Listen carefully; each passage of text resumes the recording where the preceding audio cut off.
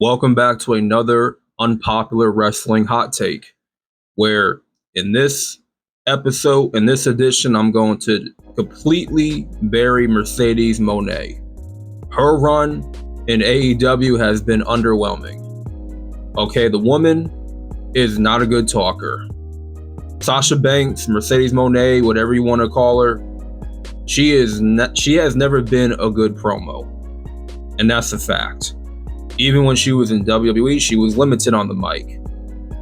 You don't find her believable, not convincing, and it's a pretty damn shame that this woman is literally cucking Tony Khan at a $5 million a year.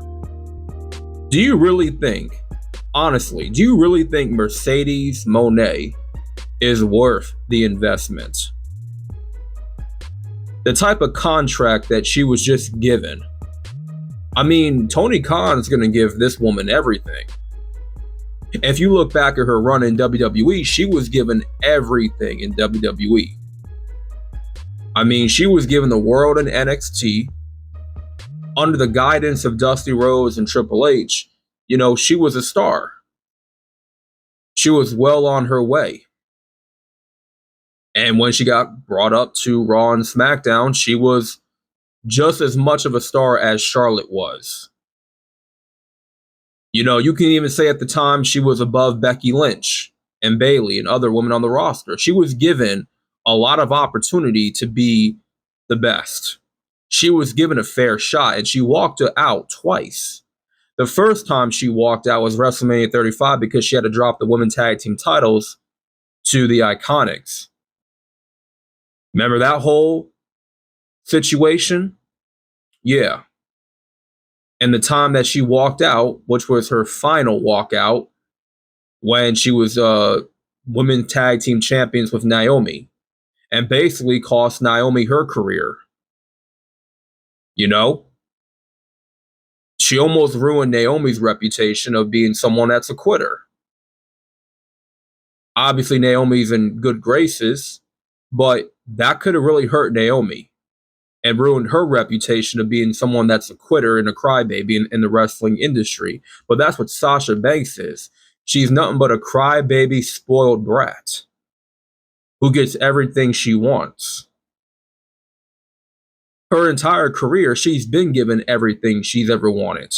A lot of people are going to say Charlotte Flair is spoiled, that she is overly pushed and shoved down our throats, and that Charlotte Flair, she has the worst moonsault ever. Okay, well, look at Sasha Banks' frog splash. You think that's any better to look at? She has no type of athleticism. Okay? I feel like all her moves look very weak. She executes them very weak. I mean, did you see that one big botch with her and Kairi Sane when she attempted to do her new finisher?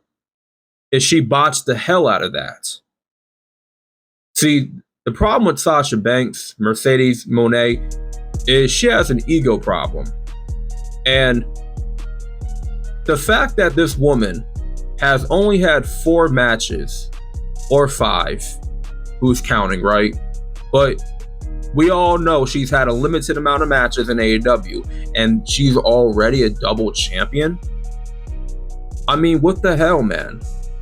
I mean, she's basically bypassing all the rest of the women on the roster that have busted their asses, that have been there week in and week out. She just comes by, walks in, and gets handed 2 championships. Now, I did not watch her match with that Stephanie chick. I heard that Stephanie chick outperformed her and out-wrestled her. And I heard that the crowd was fucking with her heavy, and they were booing the hell out of Mercedes, which they should. Mercedes Moné is a failure in AEW, and that's a fact. And Britt Baker coming back, hey, I'm all for that. I thought Britt Baker, during her run as the AEW Women's Champion, far more entertaining than Mercedes Moné. And honestly, I'm looking forward to Britt Baker completely toasting Mercedes on the mic. Because I already know who's a better talker out of the two. It's clear as day it's Britt Baker. She is a way better talker than Mercedes is on the mic. And that's a fact.